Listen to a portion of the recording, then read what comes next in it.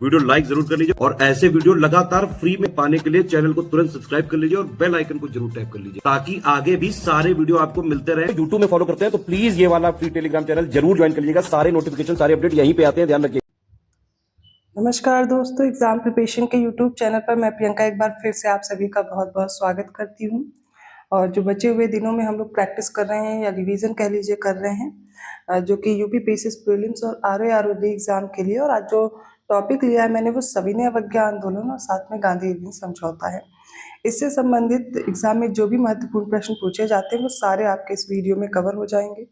पूरा वीडियो ध्यान से देखिए। अगर आप न्यू है चैनल पर तो समय है 1 बजे, डेली दोपहर 1 बजे क्लास आती है। साथ में रात को 9 बजे भी एक क्लास आती है इसी चैनल पर, जो कि आपके लिए प्रैक्टिस के लिए है और काफ़ी महत्वपूर्ण है।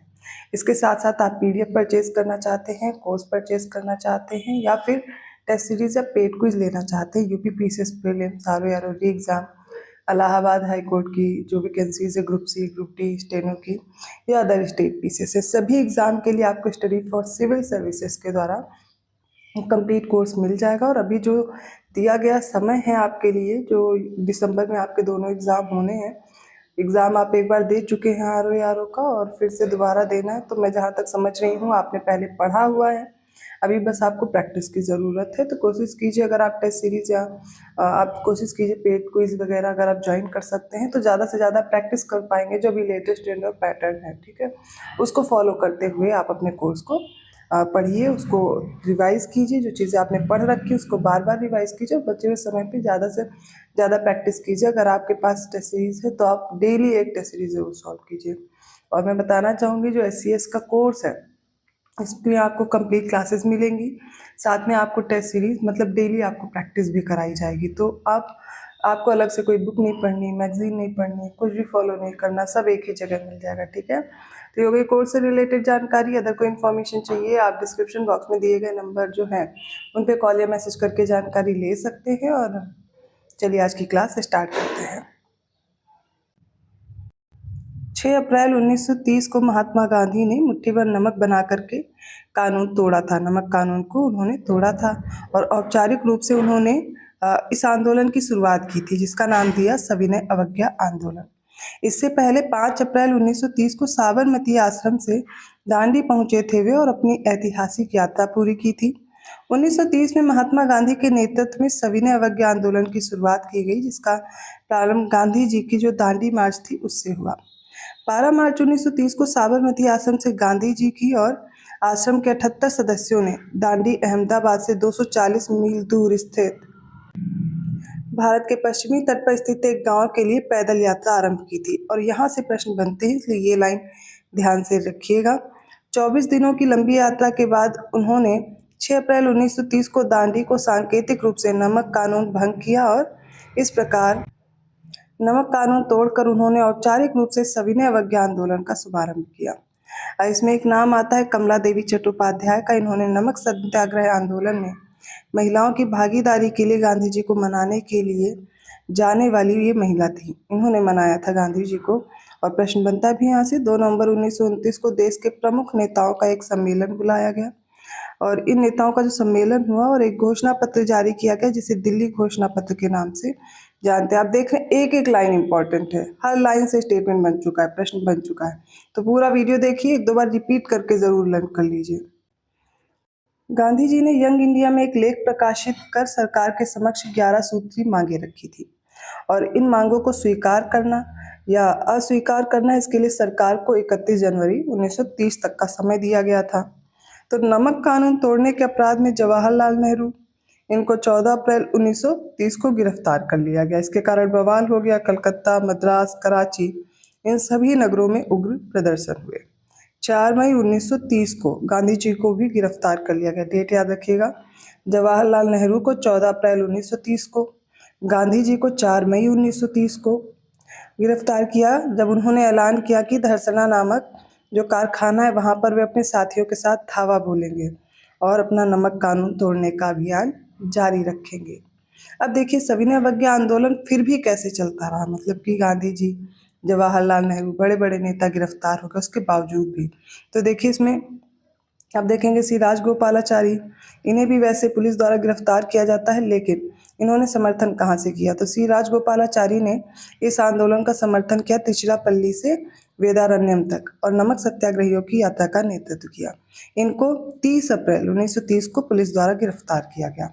अगले हैं के केलप्पन, ये नायर कांग्रेसी नेता थे। इन्होंने टी के माधवन और इन्होंने वायकाम सत्याग्रह 1924 प्रारंभ किया था। सरकारी नमक कानून के विरोध में कालीकट से पय्यानूर तक की इन्होंने यात्रा की थी। अगले व्यक्ति हैं जवाहरलाल नेहरू, ये भी सक्रियता से जुड़े थे इस आंदोलन से। अप्रैल में इन्हें गिरफ्तार कर लिया गया था और इन्होंने एक आधारभूत कृषि कार्यक्रम बनाया था और संविधान सभा के गठन की मांग की थी। नेक्स्ट जो व्यक्ति हैं वो पी कृष्णा पिल्लई हैं। इन्होंने राष्ट्रीय ध्वज को पूरे देश में फहराए जाने की अपील की थी और 17 अप्रैल 1930 को कालीकट के तट पर पुलिस द्वारा किए गए लाठीचार्ज की भर्त्सना भी की थी और बाद में उन्होंने केरल कम्युनिस्ट आंदोलन को संगठित किया। अगले व्यक्ति खान अब्दुल गफ्फार खान, ये उत्तर पश्चिमी सीमांत प्रांत में स्वयं सेवियों का एक संगठन इन्होंने बनाया जिसे खुदाई खिदमतगार के नाम से जानते थे और लाल कुर्ती के नाम से भी जानते थे क्योंकि ये सभी लाल कुर्ता धारण करते थे। तो खान अब्दुल गफ्फार खान इन्होंने उत्तर पश्चिमी जो सीमांत है उस क्षेत्र को इन्होंने संगठन बनाया था, वहाँ पर खुदाई खिदमतगार के नाम से। सरोजनी नायडू भी इससे जुड़ी थी। सरोजनी नायडू भारतीय राष्ट्रीय कांग्रेस की अध्यक्ष बनने वाली पहली भारतीय महिला हैं और इन्होंने धरसाना नामक स्थान में नमक सत्याग्रहियों के जुलूस का नेतृत्व किया। देखिए, गांधी जी धावा बोलने वाले थे लेकिन सभी तो बड़े बड़े नेता गिरफ्तार हो रहे थे। फिर सरोजनी नायडू ने इसका अपने हाथ में इसको लिया और धरसना नामक स्थान पर सभी सत्याग्रहियों के साथ जाकर के वहाँ पर इन्होंने धावा बोला, वहाँ पर जुलूस निकाला, सरकारी नमक कारखाने के सम्मुख तीव्र प्रदर्शन किया। धरसाना में नमक आंदोलनकारियों में गांधी जी के पुत्र मणिलाल और गांधी जी के दक्षिण अफ्रीका में जो निकट सहयोगी रहे थे इमाम साहब, इनका नाम भी मिलता है। अगले व्यक्ति हैं सूर्य सिंह, ये चटगांव विद्रोह समूह में 2 सत्याग्रह छापा और अस्थायी सरकार की जो स्थापना उसकी घोषणा की और उन्होंने भारतीय रिपब्लिकन सेना के नाम से घोषणा पत्र जारी किया था। भारतीयों से ब्रिटिश शासन के खिलाफ विद्रोह करने का भी आह्वान किया सूर्य सेन ने। अगले व्यक्ति सुभाष चंद्र बोस और जे एम सेनगुप्ता। तो सुभाष चंद्र बोस और जे एम सेनगुप्ता ने बंगाल कांग्रेस में गुट समूह का नेतृत्व किया और सविनय अवज्ञा का संचालन करने के लिए प्रतिद्वंदी संगठनों की स्थापना की। बोस ने गांधी की आलोचना की जब गांधी ने मई 1933 में आंदोलन को जब निलंबित कर दिया था और उन्हें विट्ठल भाई पटेल का समर्थन भी प्राप्त हुआ था। बोंगा मांझी और सोमरा मांझी, इनका भी नाम याद रखिएगा। बिहार में जो हजारीबाग क्षेत्र है, यहाँ पर जो आंदोलन का प्रचार प्रसार है उसको लोकप्रिय बनाने की जो महत्वपूर्ण भूमिका है वो इन्होंने ही निभाई थी, बोंगा मांझी और सोमरा मांझी। कालका प्रसाद ये रायबरेली के एक स्थानीय नेता थे जिन्होंने कर न अदायगी आंदोलन को प्रोत्साहित किया। संती और सुनील चौधरी ये तिपेरा के जिला अधिकारी स्टीवन की हत्या कर दिए थे और इस घटना का राष्ट्रीय आंदोलन में महत्वपूर्ण स्थान है क्योंकि यह घटना तत्कालीन क्रांतिकारी आंदोलन में महिलाओं के प्रवेश की परिचालक थी। सेठ अचल सिंह ये एक राष्ट्रवादी जमींदार थे। इन्होंने आगरा में ग्राम सेवा संघ का वित्त पोषण किया और क्षेत्रीय सांप्रदायिक दंगों को शांत करने में महत्वपूर्ण भूमिका निभाई थी और ये अहिंसा की नीति के कट्टर समर्थक हुआ करते थे। बात करते हैं शेख अब्दुल्ला की, तो ये मुस्लिम स्नातक थे जिन्होंने बाद में उपनिवेश के विरुद्ध संघर्ष का रास्ता अपना लिया था और 31 जुलाई 1931 को शेख अब्दुल्ला ने श्रीनगर जेल पर आक्रमण किया जहां पुलिस फायरिंग में 21 बंदे मारे गए थे। इनका पीएन बजाज के नेतृत्व वाले जम्मू हिंदू मेहमान विरोधी संगठन में भी गहन संपर्क था। मोहम्मद यासीन खान ये पंजाब के एक मुस्लिम नेता थे। इन्होंने महाराजा जयसिंह सवाई द्वारा लगान में वृद्धि, बेगार और जंगलों में शिकार पर प्रतिबंध लगाने के आदेश के विरुद्ध मियाओं को संगठित किया था। फिर है के.एम. अशरफ। ये के.एम. अशरफ सविनय अवज्ञा आंदोलन से जुड़ने वाले भारत के प्रथम मार्क्सवादी इतिहासकार थे। पंडित मदन मोहन मालवीय ये 1920 के दशक में गांधीवादी विचारों के मुख्य प्रवर्तक बने थे, किंतु गांधी जी द्वारा हरिजन आंदोलन प्रारंभ होने के कारण ये कांग्रेस से अलग हो गए और इन्होंने पृथक कांग्रेस राष्ट्रवादी दल का गठन कर लिया था। सत्यमूर्ति, भूलाभाई देसाई, एम.ए. अंसारी और बी.सी. रॉय, तो ये सभी लोग सत्यमूर्ति, भूलाभाई देसाई, मोहम्मद अली अंसारी, विधान चंद्र रॉय, इन्होंने एक पुनर्जीवित स्वराज पार्टी के माध्यम से चुनावी राजनीति में वापसी की मांग की। अगले व्यक्ति संपूर्णानंद। इन्होंने भारत के लिए एक विस्तृत समाजवादी कार्यक्रम की रूपरेखा प्रस्तुत की थी और 1934 में कांग्रेस समाजवादी दल प्रारंभ किया। नरेंद्र देव ने संपूर्णानंद के कांग्रेस समाजवादी दल का सहयोग और समर्थन प्रदान किया था। KF नरीमन और यूसुफ मेहर अली। इन्होंने कांग्रेस की युवा शाखा का नेतृत्व किया। कालांतर में इनका उदय भारत के प्रमुख समाजवादी नेताओं के रूप में हुआ। स्वामी गोविंदानंद ने कराची और सिंध में सविनय अवज्ञा आंदोलन का नेतृत्व किया। NV गॉडगिल। इन्होंने समाजवादी विचारों को प्रसारित करते हुए 1929 में मंदिर प्रवेश आंदोलन को समर्थन प्रदान किया। बाद में इन्होंने गैर ब्राह्मण सत्यशोधक समाज पूना के केशव राव जेधे के नेतृत्व में मैत्रीपूर्ण समझौता कर लिया। अब बात करते भीमराव अम्बेडकर की, तो ये महार जाति के दलित नेता थे और इन्होंने अस्पृश्यता के विरुद्ध जोरदार आवाज उठाई और समाज से इस कुरीति को समाप्त करने की मांग भी की। और इन्होंने ही 1930 में जो गोलमेज सम्मेलन हुए थे, तीनों गोलमेज सम्मेलन में भाग लिया था। कांग्रेस अम्बेडकर के नेतृत्व में चल रहे राजनीतिक आंदोलन को अपने पक्ष में करने में असफल रही और अंततः उसे अम्बेडकर से समझौता करना पड़ा। अगले व्यक्ति हैं गोपाबंधु चौधरी। इन्होंने उड़ीसा में आंदोलन को लोकप्रिय बनाया। पुरी, बालासोर और कटक में नमक सत्याग्रहियों का नेतृत्व किया था। तरुणाराम फुक्कन और NC बारदोलाई, ये दोनों प्रसिद्ध कांग्रेस के नेता थे जो असम में आंदोलन के पक्ष में कार्य कर रहे थे, किंतु उन्होंने आधिकारिक तौर पर वन सत्याग्रह प्रारंभ करने से इनकार कर दिया था। अगले व्यक्ति हैं जदुनंदन शर्मा। ये बिहार के गया जिले में किसान सभा आंदोलन प्रारंभ करने वाले नेताओं में प्रमुख नेता थे।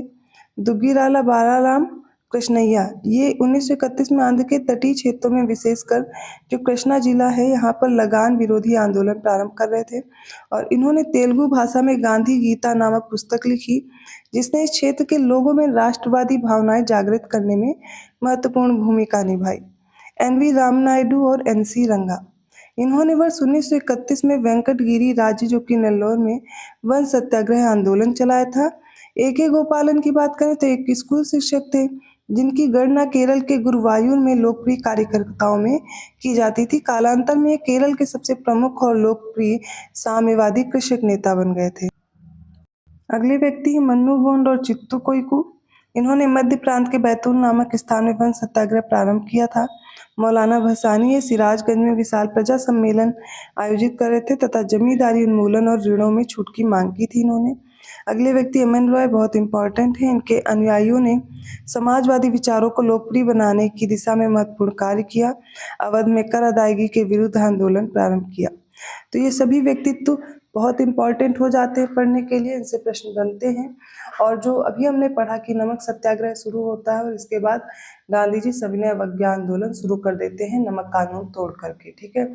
इसके बाद गिरफ्तार कर लिया जाता है, लेकिन पृष्ठभूमि ऐसी रहती है कि फिर जो गोलमेज सम्मेलन होते हैं इसमें कोशिश की जाती है कि भारतीयों से बात की जाए और आगे जो सोल्यूशन निकालने के लिए गांधी इरविन समझौता होता है और फिर गांधी जी एक सम्मेलन में भाग भी लेते हैं, द्वितीय गोलमेज सम्मेलन में। ये सारी चीज़ें हम लोग आगे भी डिस्कस करेंगे जब हम लोग गोलमेज सम्मेलन पढ़ेंगे। तो आज का ये वीडियो अगर अच्छा लगा प्लीज़ लाइक कीजिए, चैनल को सब्सक्राइब कीजिए और लोगों को शेयर करते रहिए। और इसके साथ साथ आप पेड कोर्स में इंटरेस्टेड हैं तो डिस्क्रिप्शन बॉक्स में दिए गए नंबर्स पे कांटेक्ट करके जानकारी ले सकते हैं। अदरवाइज़ आप गूगल प्ले स्टोर से स्टडी फॉर सिविल सर्विसेज का ऐप डाउनलोड करके भी अपने कोर्स को परचेज कर सकते हैं। मैं मिलूंगी अगली क्लास में, तब तक के लिए धन्यवाद।